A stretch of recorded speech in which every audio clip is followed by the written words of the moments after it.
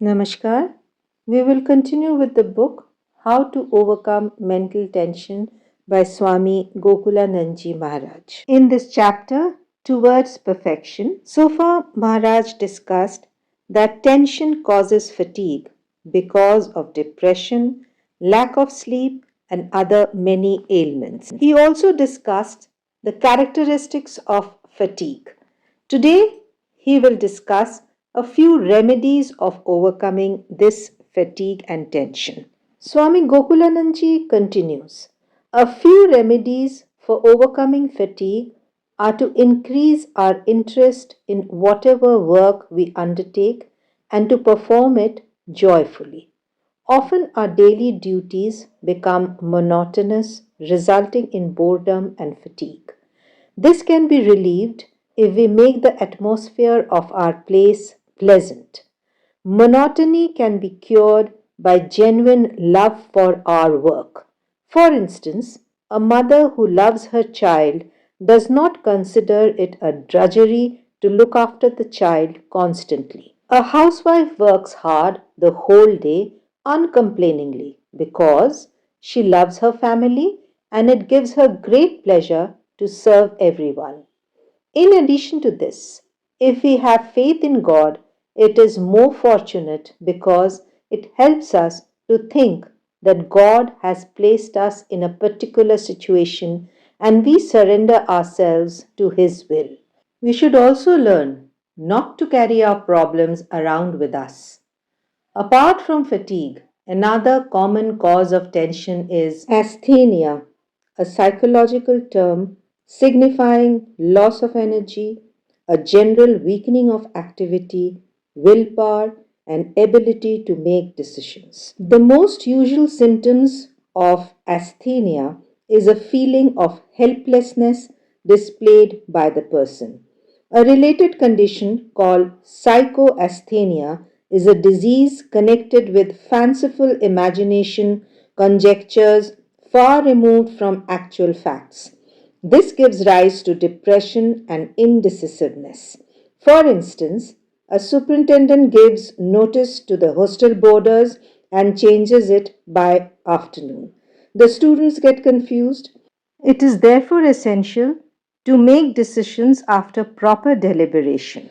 Brooding and lack of mental cohesion are also the effect of psychoasthenia. Another common symptom is obsessive scrupulousness. Maharaj says, I know of a lady who had a special asan for meditation and she is constantly washing it, thinking it is full of germs, even when such is not the case. Anxiety of this nature is pathological and should be avoided. But there is another type of anxiety that is normal and short lived. An incident illustrating this is the Mayavati ashram in the Himalayas was set up by Captain and Mrs. Xaviers at the explicit desire of Swami Vivekananda. Then the Belur Mutt sent two new workers there, Swami Virajanand and Swami Vimlanand, together with two devotees. The day they were to arrive at Mayavati, it was a dark, cloudy day with a severe storm raging outside. The Xaviers were anxious for long hours when some luggage and two of the party arrived. Part of their anxiety was relieved, but they continued to worry about those who had not yet arrived. This is normal anxiety under exceptional circumstances. But pathological anxiety is creating adverse situations in the mind and worrying over them unnecessarily. Slowly, this becomes an obsession and nerves are shattered. It leads to a variety of abnormal behavior patterns. Willpower is shattered and the person gives way to despair. Despair and depression have both positive and negative aspects. Maharaj continues, let me first deal with the darker side before we proceed to the brighter side. To put it plainly, depression and despair lead to the weakening of our mental vitality. A person suffering under nervous strain appears lifeless. Lethargy, lack of concentration, persistent low spirits, constant indecision are the usual symptoms. Such a person often wants to do things but does not have sustained willpower to complete the task. A human being can be compared to a machine, for instance, a car. The smooth functioning of the car depends on its condition. As long as the component parts are in good condition, it goes on efficiently. Similarly, is the human body, which functions properly as long as all its components are fit. As soon as there is something wrong, as for instance malfunctioning of the nervous system, a stalemate is reached and various disorders make their appearance. Such a person may plan elaborately but cannot achieve any of these plans.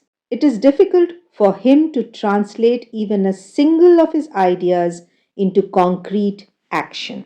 There is no doubt that a person suffering from depression makes many efforts to achieve something and appears very busy as a consequence. Unfortunately, the result is only a futile waste of energy.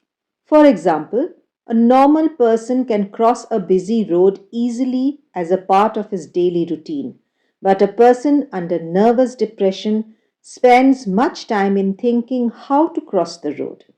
Irrelevant thoughts plague his mind, the reason being that he does not have the ability to concentrate on one thing, nor does he have the required energy to put his thoughts into action.